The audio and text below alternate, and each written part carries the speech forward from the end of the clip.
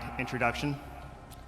President Garber, Provost Manning, distinguished speakers, honored guests, and most importantly, fellow alumni.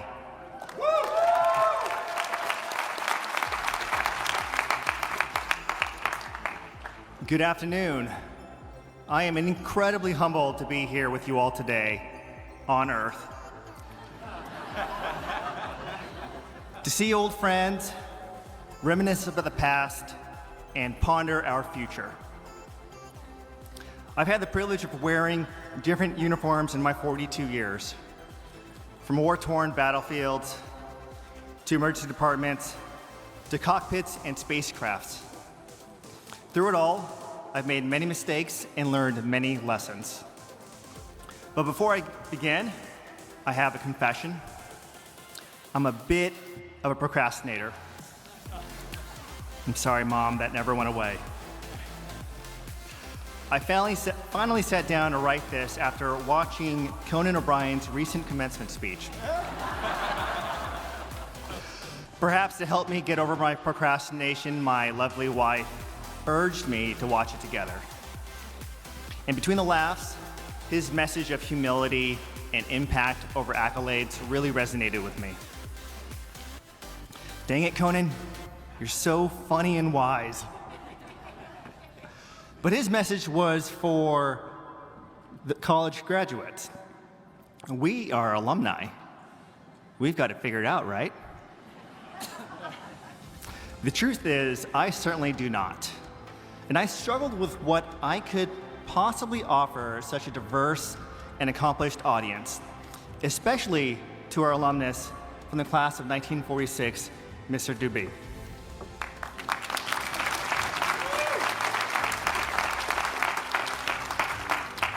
Sir, you should be up here. I want to hear what you have to say.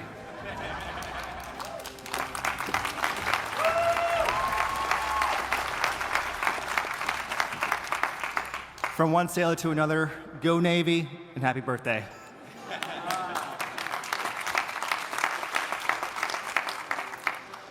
Just 6 months ago, I was wrapping up an 8-month mission aboard the International Space Station. The ISS is a triumph of human engineering, but perhaps more importantly, it's a triumph of international collaboration.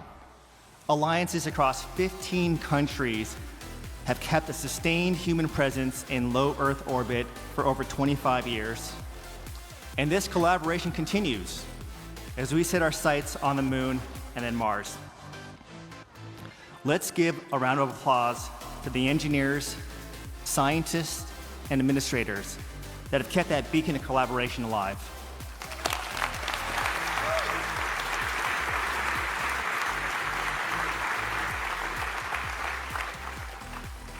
Orbiting our planet at 17,000 miles per hour, I witnessed our planet's raw majesty. Epic storms, volcanic eruptions, vast oceans and cities glowing like the constellation, all crowned by the vibrant auroras that paint the sky in colors beyond imagination. Yet through it all, I never saw distinct borders. I just saw a fragile, beautiful planet suspended in the darkness of our solar system. The overwhelming realization that everyone you have ever known and will ever love shares this same spaceship we call Earth. The overview effect is the coined term. Sometimes I look out from the space station cupola window and relax my focus on the mission, and instead ground my focus right here with my beautiful wife and our amazing 3 children, knowing that beneath the clouds, there were the very people that gave my life its gravity. But you don't have to go to space to understand the weight of our shared humanity. Long before I ever put on a spacesuit, it was here, in the halls of the hospital, wearing a white coat, or as an operator in the SEAL teams, that I learned the fundamental truth about service. True service isn't about the uniform you wear, the title you hold, the altitude you reach. It is simply about the person next to you. I am the son of immigrants who came to this great country to build a better life for their children.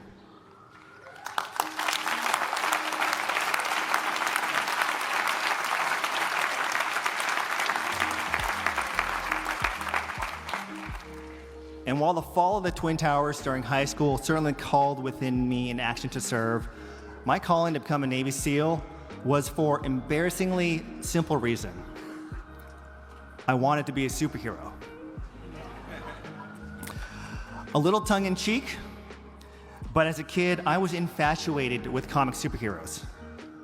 I wanted to be like the incorruptible, self-reliant Batman fighting injustice.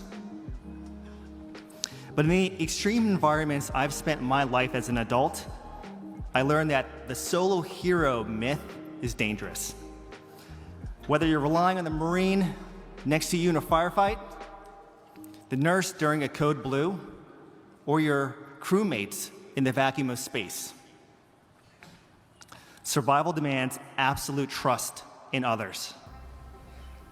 True strength is found in recognizing you cannot do this alone.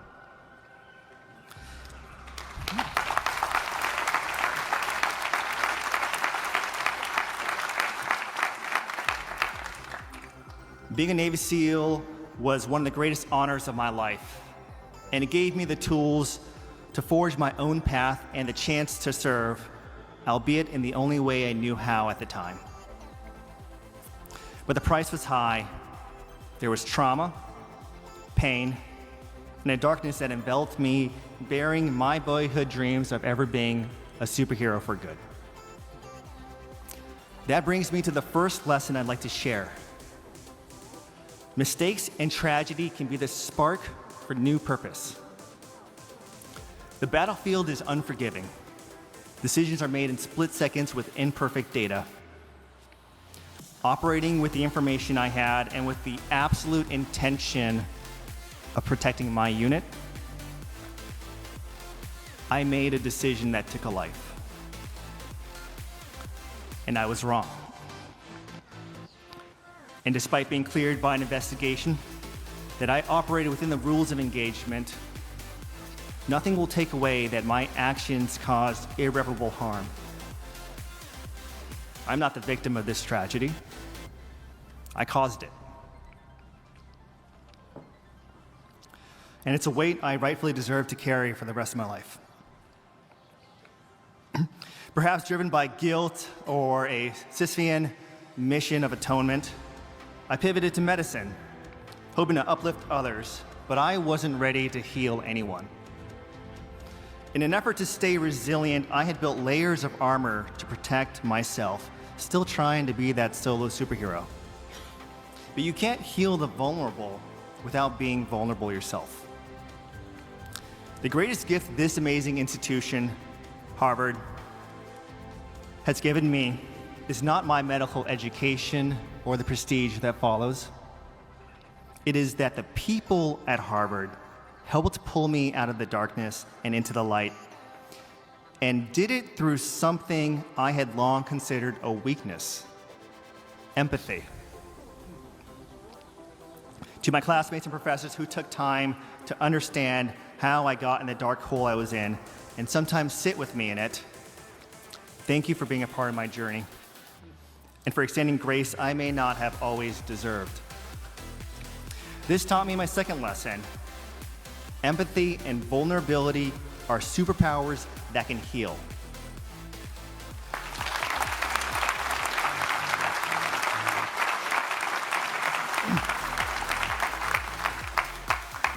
True superpowers don't require us to put armor on.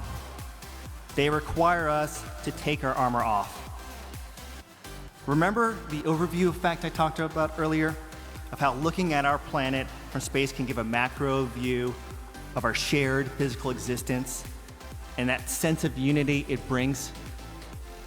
Empathy is the micro view of that same phenomenon. And extending grace and understanding to others is how we recognize our shared emotional existence and begin to build human connection. which leads to bridges. Learning this forced me to re-examine other virtues I thought I had understood, like loyalty. In the SEAL teams, we use brotherhood as a metaphor of the unbreakable trust that every teammate will surrender their ego to prioritize the mission and team above their own lives. As a young SEAL, brotherhood meant absolute unconditional loyalty. Today, I realize that placing unconditional loyalty in humans, fallible by nature, is an impossible burden.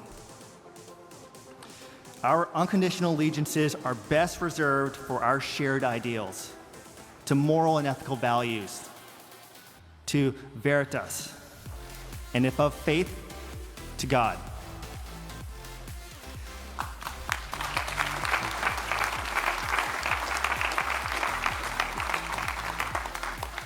Because whether we are navigating the vastness of space, setting our sights to the moon or Mars, or facing the uncertainties of tomorrow right here at home, it ultimately comes down to treating each other with respect and kindness. It is precisely during these times, hard times, that our character matters most.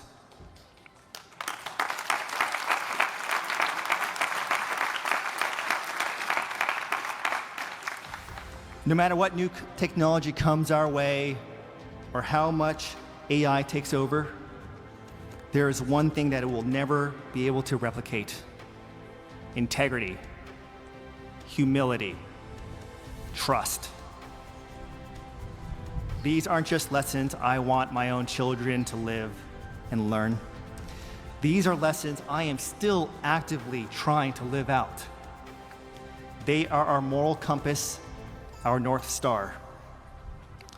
As I said, you don't need to wear a uniform, carry a gun into battle, save a life, or blast off into space to serve or understand our shared humanity. Service shows itself in the quiet, unseen acts of kindness and everyday grace. If you ask me today who my superhero is, I'd say my mom.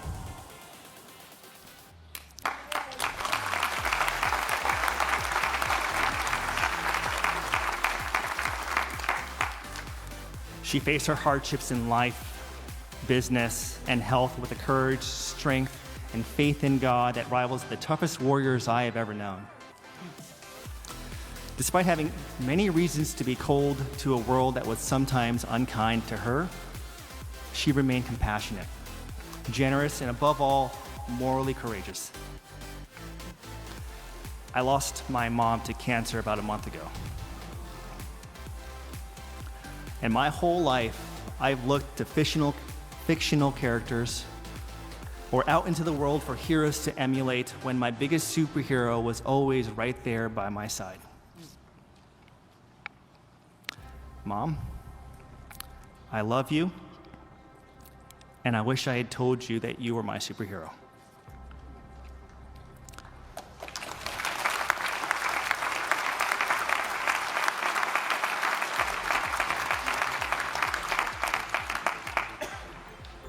To my fellow alumni, excuse me. To my fellow alumni, I leave you with a call to action. Be the superhero you wish to become. When you walk through the Dexter Gate on your way out, look at the inscription from Charles Eliot. Depart to better serve thy country and thy kind. Always lead with your heart. Take off your armor.